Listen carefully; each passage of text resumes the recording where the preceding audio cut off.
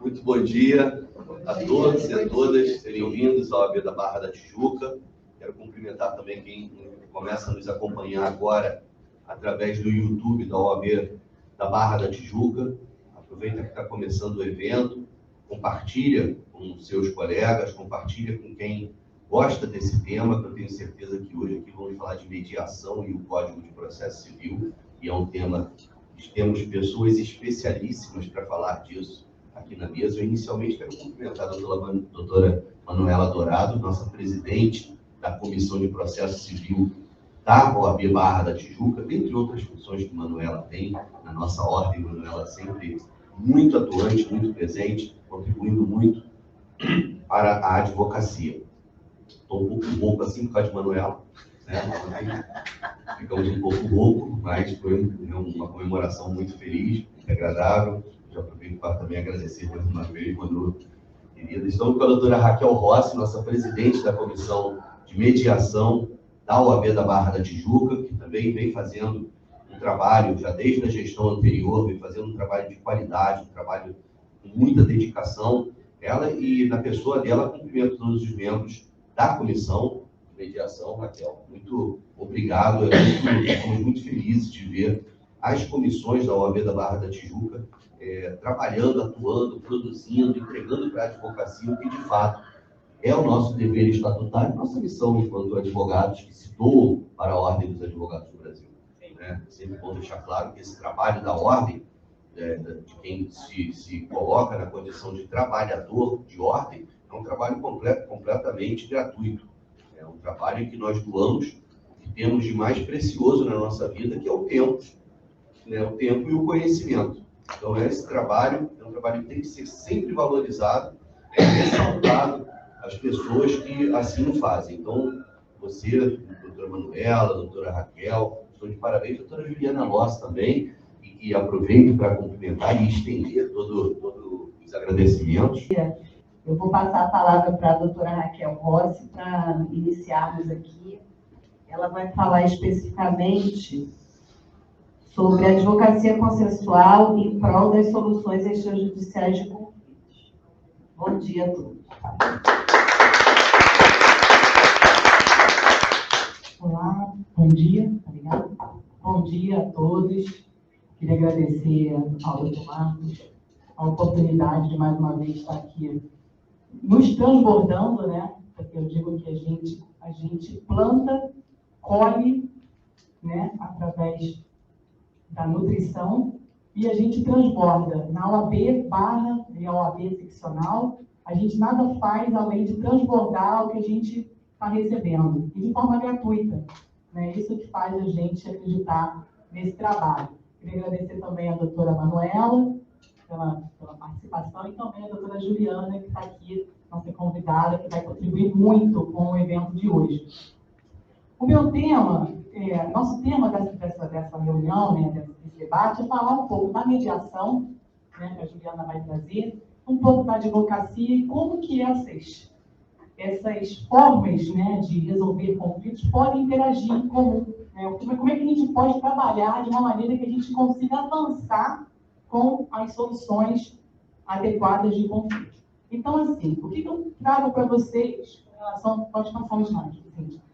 Os temas que eu poderia trazer aqui de forma sucinta, só para a gente esquentar um pouquinho o nosso encontro, que a Juliana vai completar certamente com muita maestria. O advogado consensual, quem é esse advogado consensual, né? Que mercado é esse da advocacia consensual? O que difere de uma advocacia tradicional de uma advocacia consensual? Como é que esse advogado contribui com os meios adequados de solução de conflito? Porque é diferente, né? Uma coisa é você atuar como mediador, outra coisa é você atuar como um advogado consensual.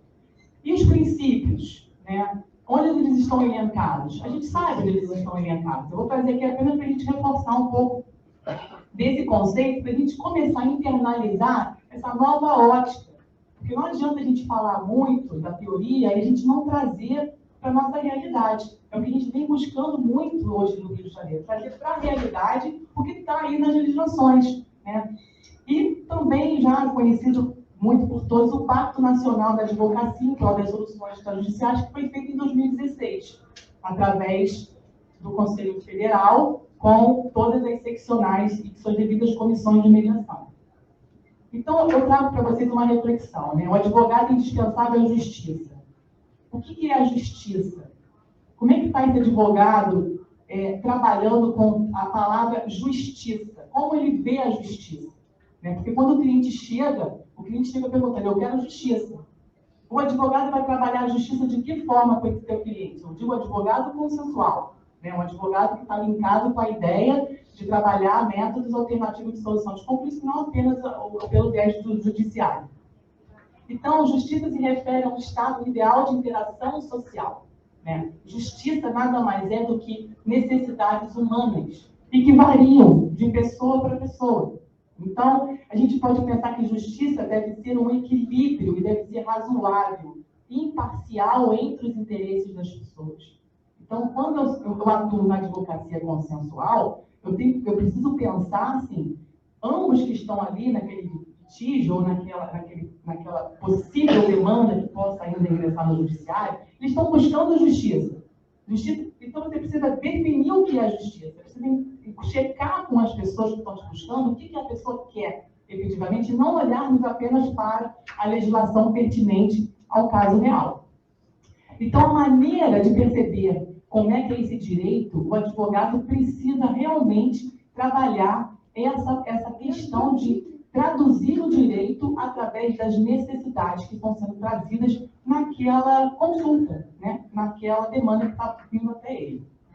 Bom, e além disso também tem a questão do reconhecimento, do mérito, né? Através do quê? Como é que a gente vai reconhecer o mérito do que está sendo demandado para nós? Olhando para ambos os sujeitos. Um advogado consensual, ele olha para o cliente dele para defender os direitos do cliente dele. Mas se ele não olhar também para o mérito e o que o outro está buscando como justiça, esse advogado não vai atuar na advocacia consensual.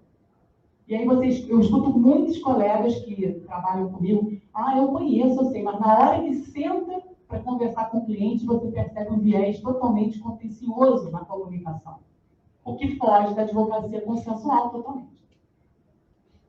Então, olha lá, gente, o Código de Ética, né, pode passar, estimula uma advocacia preventiva, está no nosso código, tá? E é voltada para a pacificação social e relação de confiança.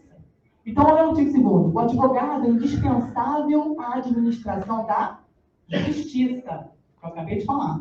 É detentor do quê? Da paz social, cumprindo o exercício o seu ministério em consonância com a sua elevada função pública e com os valores que lhe são inerentes. Parágrafo único. São deveres do advogado estimular a qualquer tempo ao quê? A conciliação, a mediação entre os litigantes. Já colocam litigantes aqui, né? Entre as pessoas, né? Olha o viés aqui já. Prevenindo, sempre que possível, a instauração de litígios.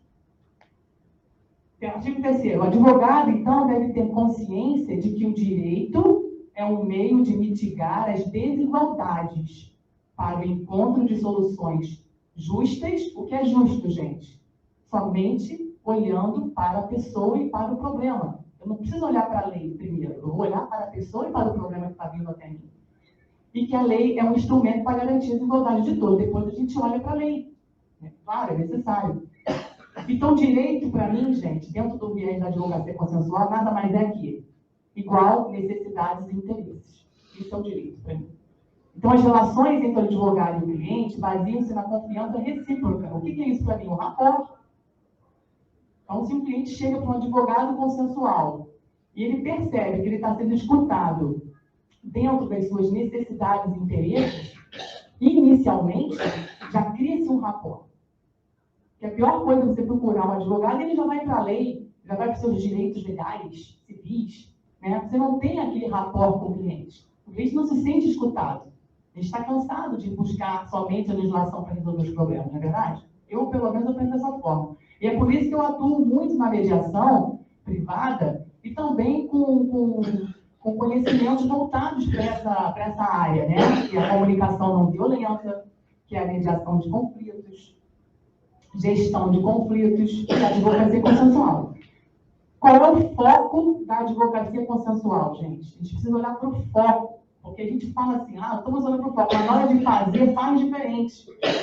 Na hora que o advogado vai conversar com o cliente do advogado, do outro advogado, a comunicação ela começa por um viés de embate, de combate, né? De litigância. Então, o advogado ele precisa se preparar para se comunicar de uma maneira mais assertiva, através de uma comunicação não violenta. Ele pode até, fora do seu ofício, se comunicar de forma violenta, enfim, em casa com a família, nós somos seres humanos, isso aqui é aprendizado. Agora, na atuação, se ele é um advogado consensual, o foco dele precisa ser pautado na comunicação. Então, a gente vai, através da advocacia, prevenir, gerir e resolver divergências, visando o quê? O consenso. Afinal de contas, ele está sendo procurado para trazer um acordo, um consenso. Vejam, é bem diferente da mediação, da advocacia colaborativa, né? São institutos diferentes. Então, a gente precisa tomar essa consciência de que nós precisamos mudar essas crenças limitantes, de que a gente só ganha dinheiro na advocacia litigante, de que o embate é necessário logo na primeira oportunidade, até porque se nós, conforme o nosso Código de Ética diz que nós somos profissionais, defensores da paz social, tem um pouco de contrassenso aí, né? A gente não elencar primeiro os métodos alternativos antes de propormos uma ação judicial. Então, a mentalidade do advogado consensual, eu faço algumas perguntas para a gente refletir aqui. Quais os objetivos que o advogado consensual deseja alcançar com o seu novo modelo de trabalho? Ele precisa pensar sobre isso. Quais são as necessidades que o cliente deseja satisfazer? Volto a repetir, o advogado consensual precisa olhar para as necessidades humanas. Eu não sei fazer. Claro que não sabe. Precisa estudar.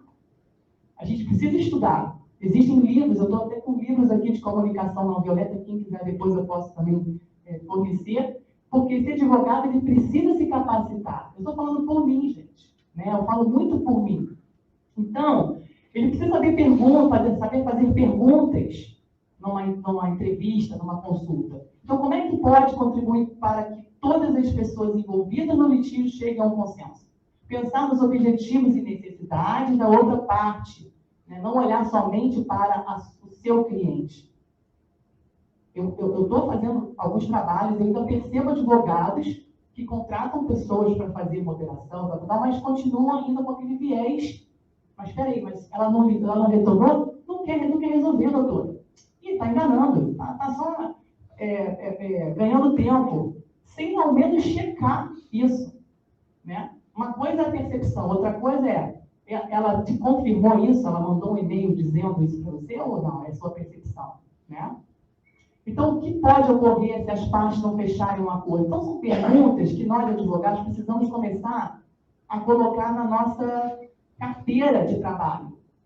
A gente precisa estudar.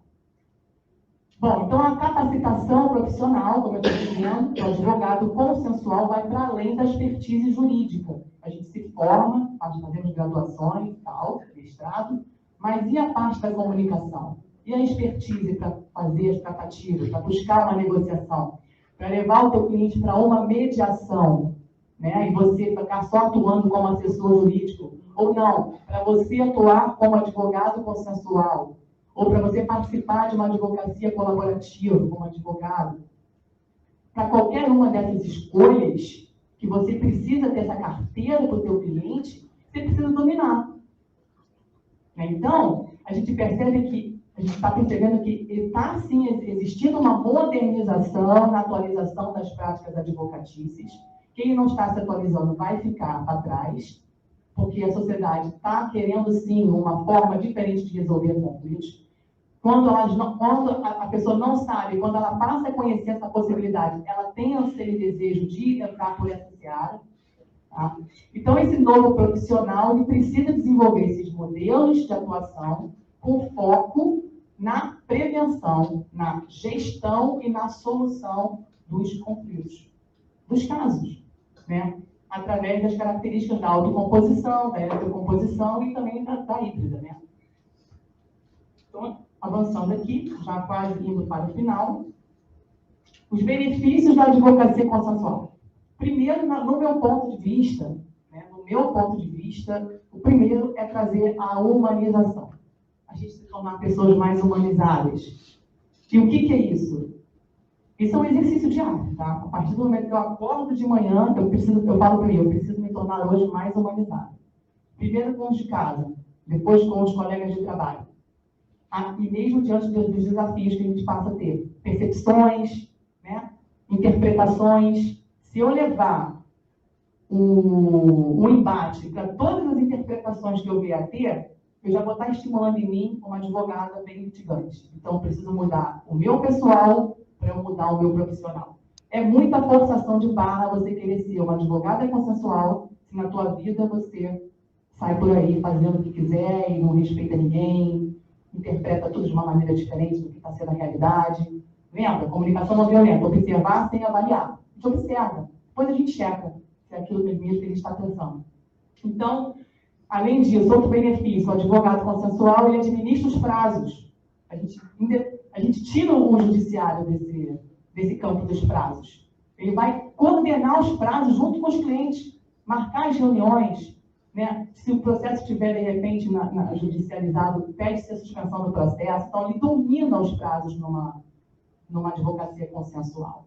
Então, a possibilidade de oferir maiores rentabilidades? Sim, por quê? Porque rentabilidade, para mim, está ligado não só com o dinheiro, mas com o tempo que eu vou investir. Então, se eu vou cobrar o mesmo valor que eu fosse cobrar para propor uma ação e eu resolvo essa demanda em menos tempo, a minha rentabilidade está sendo muito maior. Porque rentabilidade é custo, benefício e tempo. Preservar a privacidade e intimidade dos clientes é uma outra forma de você vender a advocacia consensual. Eu, por exemplo, apesar de eu ter Instagram tal, eu gosto de ter minha privacidade, minha intimidade. Eu coloco ali o que eu quero, certo? Tem coisas que eu não quero colocar. E aí eu vou ser obrigada a expor minha vida no processo judicial?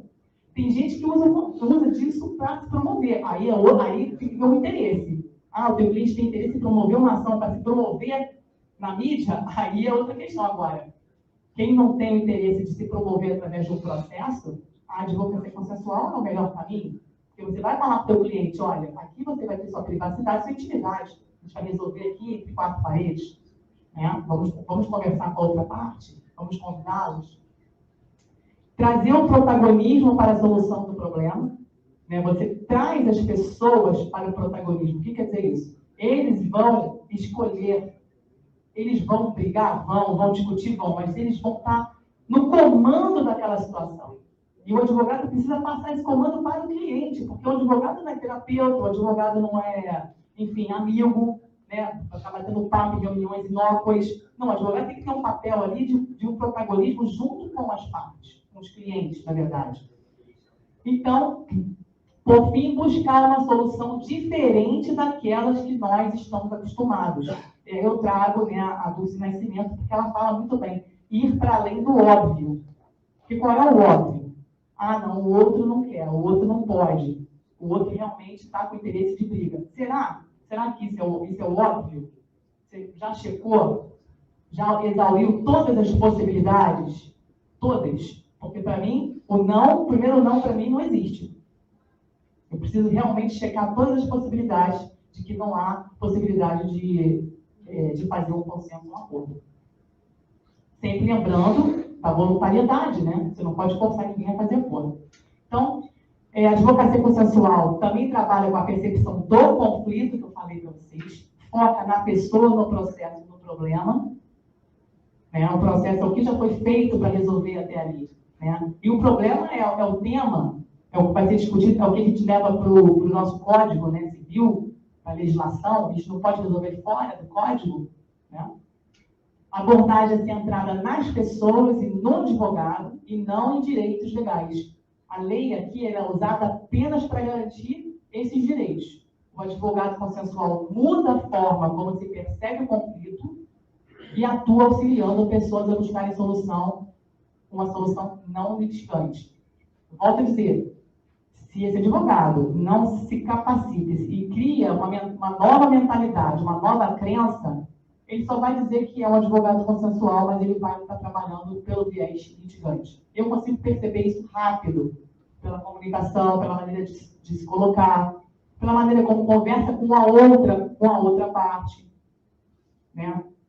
Não vem com percepções, vamos falar de fatos reais, vamos falar das necessidades dos que estão envolvidos, quais são os interesses reais, quais são os pedidos, o que eles querem nessa mesa. É assim que o advogado precisa trabalhar. E, por fim, eu vou só ler para vocês o Pacto Nacional da Advocacia, né, que foi feito em 2016, só para vocês, a gente perceber aqui algumas palavras, que eu gosto muito de olhar para as palavras que estão sendo lidas e faladas. Então, é assim, ó, os advogados brasileiros, por meio de sua entidade maior e seus órgãos representativos, comprometer-se-ão a envidar os esforços necessários para que as autoridades brasileiras e os cursos superiores nacionais de direito formem futuros advogados em seu curso de graduação e pós-graduação, capacitados segundo a cultura do não litígio. É aqui que eu queria chegar. Cultura do não litígio. Como é que a gente vai desenvolver isso?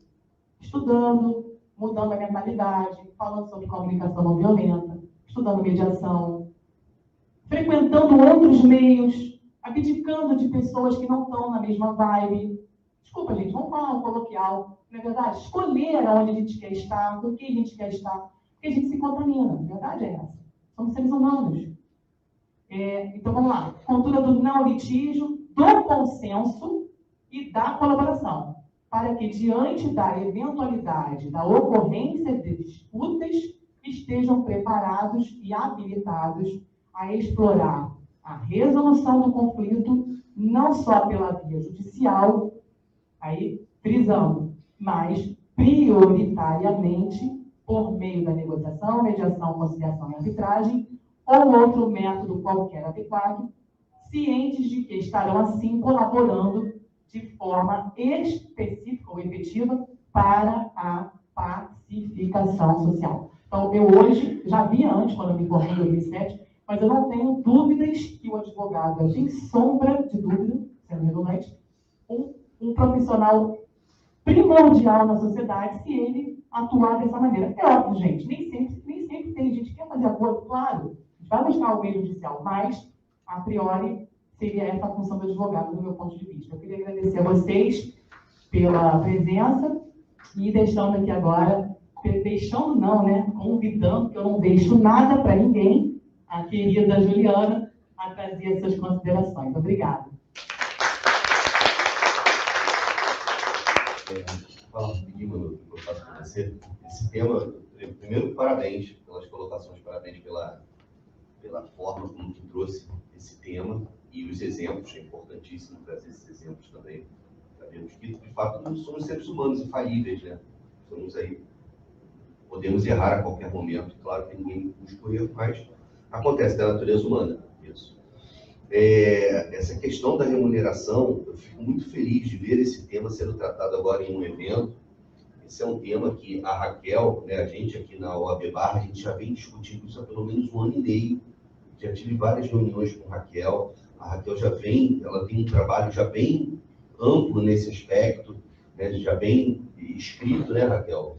Já buscamos até levar isso para um projeto de lei. Eu acho muito interessante essa iniciativa de colocar na tabela de honorários, a OAB, colocar na tabela de honorários a remuneração devida. Quando eu vi o ofício que foi enviado ao Tribunal de Justiça, assinado pelo presidente Luciano, a doutora Ana Tereza, a doutora Juliana e a Raquel, eu fiquei muito feliz de ver que a OAB Barra e a seccional estão muito alinhadas nesse aspecto e buscando trazer ao debate essa importantíssima questão, né, de talvez até, está sendo gravado, mas enfim, talvez até o desembargador César Cury não tenha vindo aqui hoje por causa dessa questão de que é ele que é o presidente do NUPEC, né? No PEMEC, mas enfim, que talvez seria um tema de confronto, mas não é confronto, é apenas exigir, buscar o que é legal, o que é devido. Não é justo, de fato, os mediadores não receberem ou receberem algo que é completamente irrisório para um trabalho de grande relevância que vem sendo feito. Então, só para deixar registrada essa nossa parceria, essa nossa disposição de sempre juntos com a seccional, buscarmos essas melhores condições, né? Porque, como a doutora Juliana falou, a grande maioria dos mediadores são advogados. Então, é a OAB buscando melhores condições para a sua classe, para os seus jurisdicionados, para a advocacia. Então, muito feliz e parabéns por trazer esse tema e vamos em frente, Raquel, parabéns também. E conte aqui sempre que precisar da OAB da Barra da Tijuca. Nós temos um alinhamento fantástico com o presidente Luciano, até por questões óbvias do Luciano, que fundou aqui, né? Doutora Ana, uma queridíssima amiga e parceira de sempre, está sempre aqui conosco, né, Manuela? Muito querida e uma amiga que eu gosto muito. Então, assim, eu acho que nós estamos exatamente do mesmo lado e buscando viabilizar essa solução. E vamos trazer, eu até recebi um e-mail, acho que foi da Gisele, que é sua secretária da comissão, não é? A Gisele falando da questão de engajar as outras subseções. Eu acho muito importante isso. Eu acho que nós temos que buscar o engajamento das demais subseções, não só da capital, como do interior também. Porque esse trabalho tem que ser ampliado para o interior também, onde demandas... Né? Mais ainda. Mendes, por exemplo. Mendes tem quase 15 anos que não tem um juiz em Mendes. Imagina quanto tempo demora o processo em Mendes. Eu não tenho, eu só vou lá para visitar o presidente Paulo, quando vou lá, que eu adoro aquela cidade. Mas eu não tenho ação lá, mas tenho ações em outros lugares, no interior, que é uma loucura. Uma coisa assim que não termina nunca. Vai pedir uma perícia, vai ter perito também para fazer perícia em determinadas situações, enfim. É um trabalho muito grande e, graças a Deus que temos a ordem, temos grandes advogadas, né, e pessoas com essa disposição. Parabéns, muito obrigado. Parabéns. Bom, queria agradecer. Eu acho que esse evento, além de trazer mais conhecimento sobre a mediação, ele também foi um instrumento, né, dessa luta que se iniciou, foi embrionária aqui também na OAB Barra, além da seccional, né, com o apoio do Dr. Marcos e a Juliana, a Raquel, sempre à frente, né, buscando melhores condições de trabalho para os mediadores, uma remuneração justa, que não é nada absurdo, é algo mais do que devido. Então, eu acho que esse evento também é para que nós todos possamos refletir, né, sobre essas questões e também levar, né, para a advocacia essa consciência de que, se nós queremos bons profissionais da mediação, nós precisamos que eles sejam bem remunerados. Eu acho que a gente não precisaria nem estar discutindo isso aqui, né? O CNJ já se posicionou, então, que a gente possa aqui hoje ter plantado mais uma sementinha para que o nosso Tribunal de Justiça possa apoiar, né, a atuação dos mediadores aqui, que são muito preparados. Nós temos aqui, né, presentes aqui hoje vários profissionais da área, né, mulheres, né? Você vê que as mulheres estão aí sempre placando, né, na mediação. Temos alguns homens, mas a maioria aqui de mulheres, né? As mulheres são... As mulheres em grande número na mediação, né? Eu acho que já é até inerente à mulher, né? Nós temos mais essa maior capacidade, né, de atuar com a mediação. Então, eu acho que, enfim, foi muito importante que nós tivéssemos essa discussão aqui na OAB Barra, que já vem sendo trazida pela Raquel, pelo Marcos aqui, e a Juliana lá na seccional. Vamos em frente, né? Não vamos desistir. A mediação é o futuro, né, da advocacia, como eu falei no início, então nós não podemos deixar de apoiar essa causa, que não é só dos mediadores, que é da advocacia em geral, né? Então, agradeço a vocês que estão aqui presentes com a gente, o pessoal que está acompanhando aí pelo YouTube. Muito obrigada, presidente, Raquel, Juliana, pela participação. A nossa comissão fica muito honrada. Muito obrigada. A gente vai abrir para algumas perguntas. Sim. Então, assim, eu quero também agradecer a presença de vocês nessa oportunidade. A gente está aqui uma equipe, né? A OAB é uma equipe, e Estamos caminhando, sim, com essa questão dos honorários dos mediadores junto ao TJ. Eu acredito que vai ser o primeiro passo, né, dentre muitos que virão. E nós aqui da UEM Barra iniciamos esse projeto.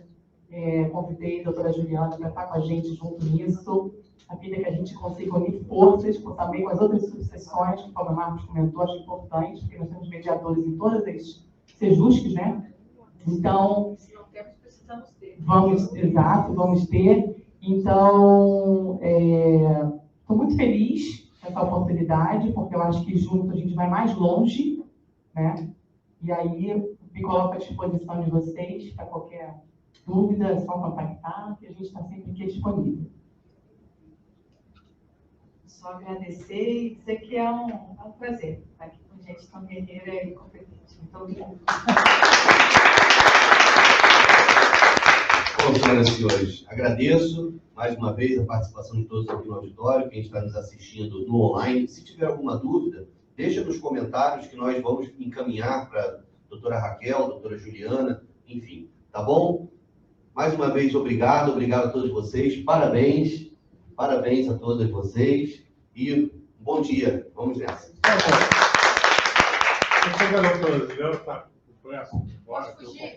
Pode fugir. Eu só ia pedir 5 minutos para falar nesse assunto, como que eu vim aqui. Eu faço mediação no SEJUSC do centro, lá no Tribunal. E venho tentando há muito tempo batalhar esse programa, que eu acho um absurdo você focar num programa de mediação. Você tem na base do voluntariado. Isso é uma coisa que não funciona, não fez nada. Acho que o tribunal ainda fez um papelão de fazer algumas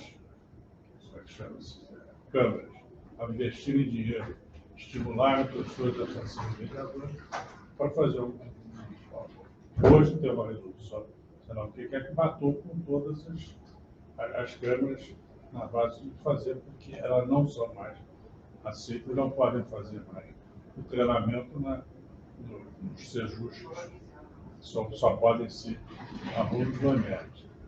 Então, eu vi até hoje, confesso, muita